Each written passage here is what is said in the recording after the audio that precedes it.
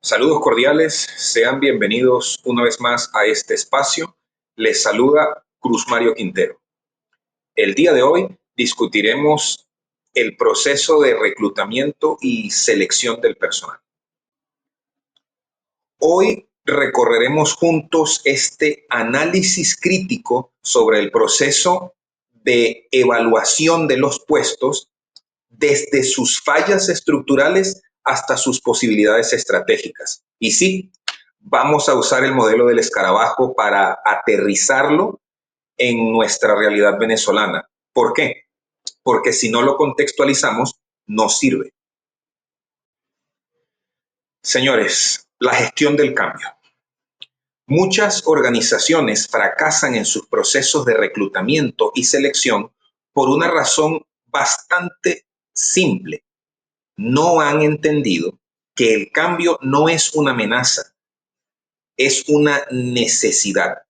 Siguen operando con manuales de hace 20 años, sin actualizar ni sus competencias ni sus herramientas. En Venezuela, esta problemática con la gestión del cambio se agrava por la precariedad tecnológica y la falta de formación continua que se presenta con respecto a los recursos humanos. Hay empresas que aún creen que contratar es solo revisar un currículo y hacer meras entrevistas, pero sin una gestión del cambio que incluya formación, actualización y apertura a nuevas metodologías, el proceso se convierte simple y llanamente en una ruleta, y una ruleta jamás va a construir equipos sólidos. Analicemos este caso escarabajo. En una empresa manufacturera de Mérida se contrató a un operario solo por las buenas vibras. A los 3 meses, ¡boom!, sabotaje interno. ¿Qué falló? Obviamente, por hacerlo por buenas vibras, no hubo un análisis de puesto ni validación de competencias. Solo se guiaron por la intuición. Ese es el escarabajo, una señal de alerta que si ignoramos va a seguir creciendo hasta que nos estalle en la cara.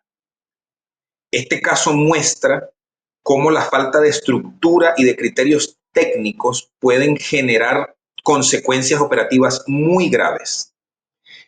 El escarabajo no es un error, es más bien el síntoma de un sistema que no quiere cambiar.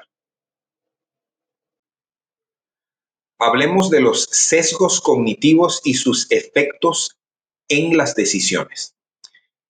Estos sesgos son el veneno silencioso del reclutamiento.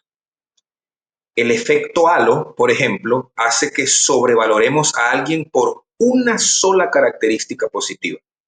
El sesgo de anclaje nos hace tomar decisiones basadas en la primera impresión, y el sesgo de confirmación nos lleva a buscar solo lo que valida nuestras creencias. Nada más alejado de la realidad.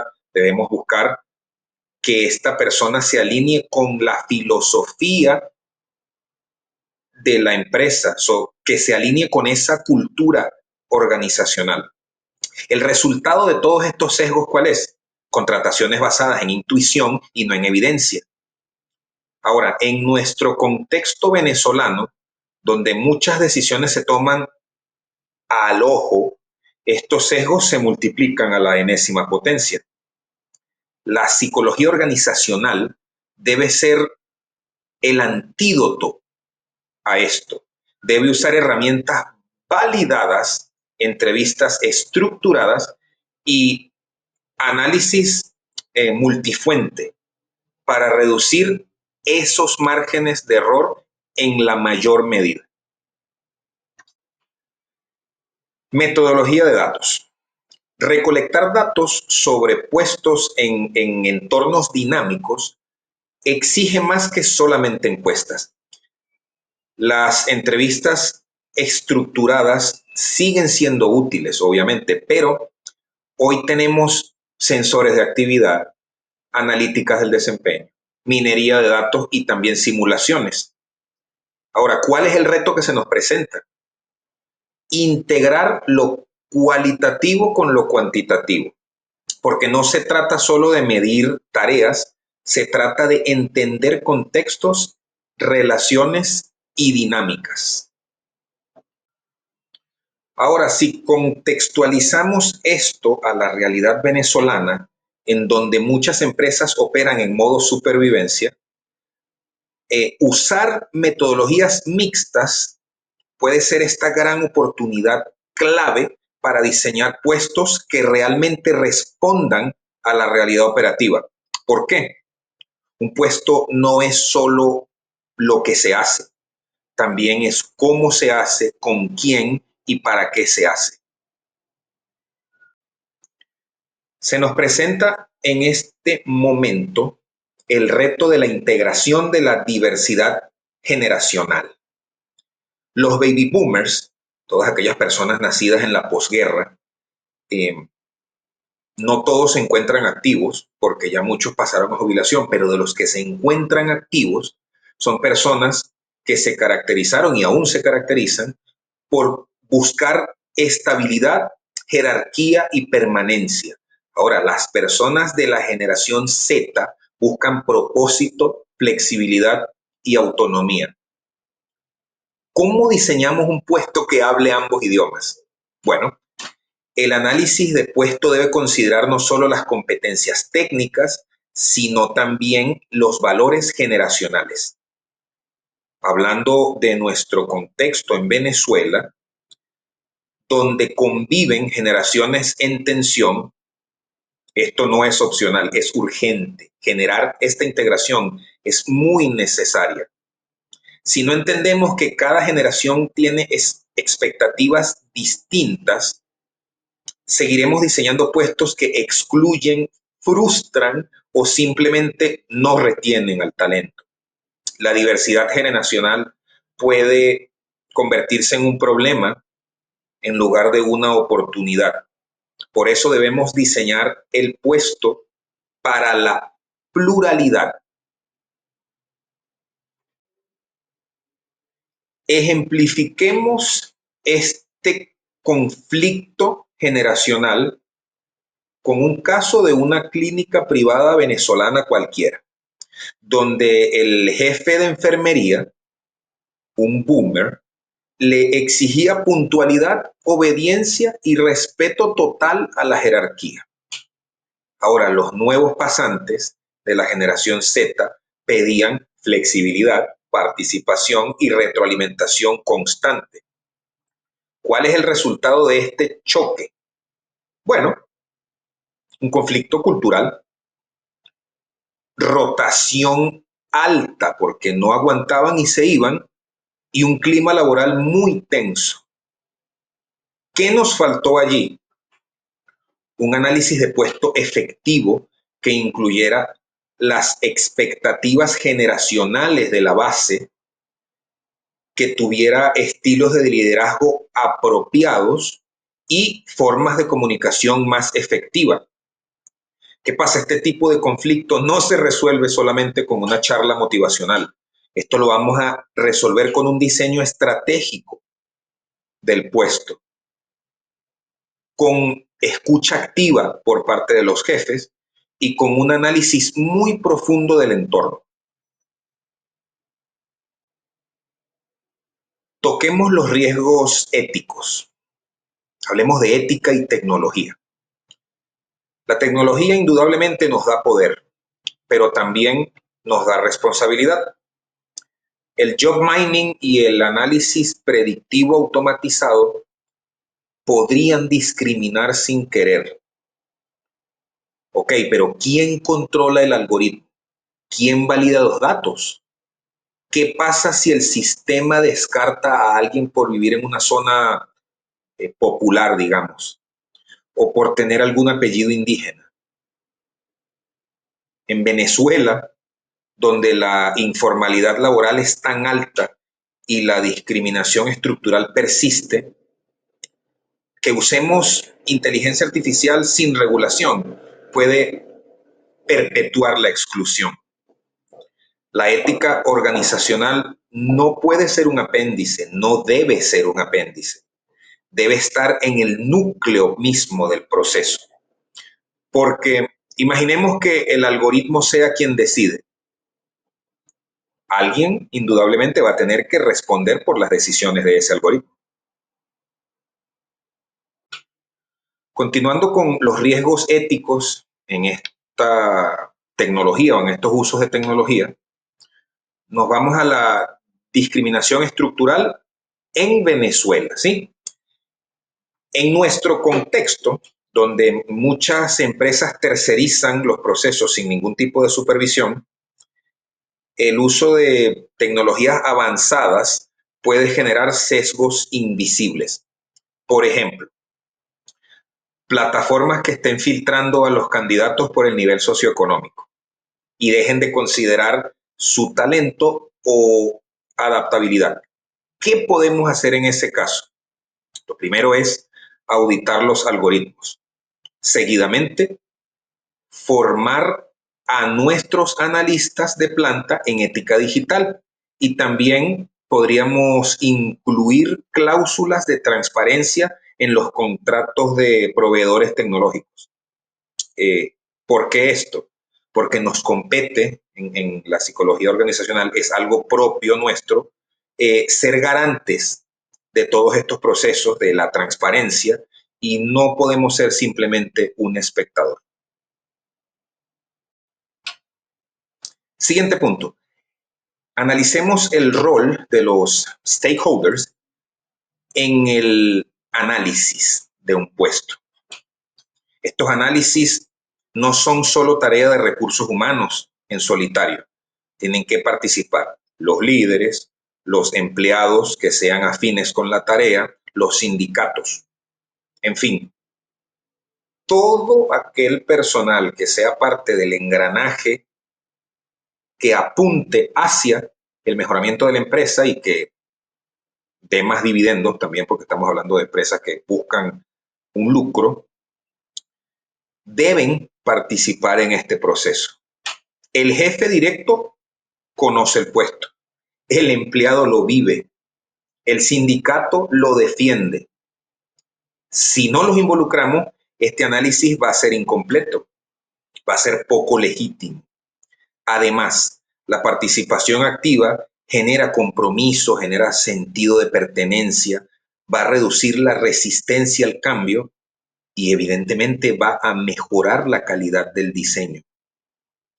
En Venezuela, donde la confianza organizacional está tan fracturada, incluir a los stakeholders no es solo una buena práctica, es esta especie de reparación simbólica que va a retribuir a todos aquellos stakeholders eso que tanto desean, que es vislumbrar la posibilidad de mejorar y de crecer en un ambiente tan precario como el que estamos experimentando. Análisis de puestos. Cuando hablamos de esto, lo primero que debemos decir es que cualquier análisis que no se actualiza se convierte en un fósil. Debe ser un análisis vivo, interactivo y conectado con la realidad operativa. ¿Cómo vamos a lograr esto? Primeramente, integrando un feedback continuo, revisando las competencias cada 6 meses, vinculando todos los análisis con indicadores del desempeño, también analizando el clima laboral y vinculándolo con el desempeño y midiendo la rotación del personal. Eso también es un indicador muy bueno de cómo está el clima dentro de la empresa. En Venezuela, donde los roles están cambiando por necesidad, no tanto por diseño, el análisis de puesto debe ser muy flexible, adaptable y estratégico. No lo debemos convertir solo en un documento archivado. Debe ser una herramienta de gestión viva en todo momento. Continuando con todo lo relacionado con el análisis del puesto, debemos delimitar muy bien. Primero, lo que es la descripción del puesto. ¿Qué se hace específicamente en este puesto? Después, la especificación del puesto. ¿Qué se necesita para hacerlo, para lograrlo? Posteriormente, el mapeo de competencias. ¿Cómo se hace bien la labor dentro de este puesto? Confundir estos términos lleva a errores de contratación, de formación y de evaluación. Ejemplo, si no diferenciamos entre descripción y especificación, podemos contratar a alguien que sabe hacer la tarea, pero no tiene las condiciones para sostenerla. Si no mapeamos las competencias, no sabemos cómo desarrollar al talento. Esa es nuestra función, en parte, como psicólogos organizacionales. Ahora analizaremos el puesto como un acto político. Cada vez que definimos un puesto, estamos diciendo qué cuenta como trabajo y qué no. Estamos diciendo qué merece reconocimiento y qué va a quedar invisibilizado. El análisis de un puesto no es un acto neutro, es un acto político. ¿Por qué? Define jerarquías, distribuye el poder y moldea identidades. En Venezuela, específicamente, donde el trabajo informal, el subempleo y la migración han reconfigurado el mercado laboral de tal manera, el hecho de que hagamos un análisis de puestos riguroso, ético y participativo es una forma de resistencia. Es una manera de decir, hey, aquí estamos, aquí hay estructura, aquí hay criterio y aquí hay dignidad. De manera pues que en este campo que estamos de la psicología organizacional, no solo debemos medir, debemos humanizar, ya que detrás de cada puesto hay una persona y detrás de cada persona hay una historia que sin lugar a dudas merece ser escuchada. Ahora, siguiendo con esta línea de ideas de humanizar la psicología organizacional, alejarnos de todo lo que sea un método numérico y enfocarnos en entender a esas personas para que encajen mejor dentro de la empresa y que obviamente la empresa mejore, podemos hacer que la psicología organizacional se convierta en una herramienta fundamental y de mucho peso para un cambio cultural y un cambio también de la cultura laboral en nuestro país. Si promovemos un entorno más justo, inclusivo y humano para todos los trabajadores, esta filosofía la implantamos acá, también se implanta en otra empresa y en otra empresa y en otra empresa hasta que se extiende como un incendio salvaje por todo el país y la cultura como sociedad va a cambiar y va a cambiar para mejor. Por último, y para ir cerrando ya, me gustaría compartir con ustedes esta idea que tengo a manera de reflexión. El análisis de puestos no es solo una técnica, lo podemos ver como una declaración de principios. Con él decimos qué valoramos, qué buscamos, qué estamos dispuestos a cambiar. Si lo hacemos bien, reclutamos el talento. Si lo hacemos mal, reclutamos problemas. En Venezuela ya no estamos para seguir improvisando.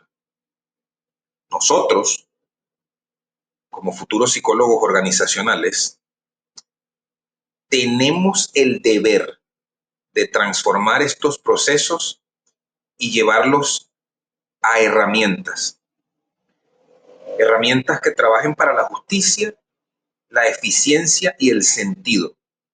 porque el trabajo no es solo producción, el trabajo nos da identidad, es un vínculo que nos une y es una posibilidad de mejorar individual y colectivamente.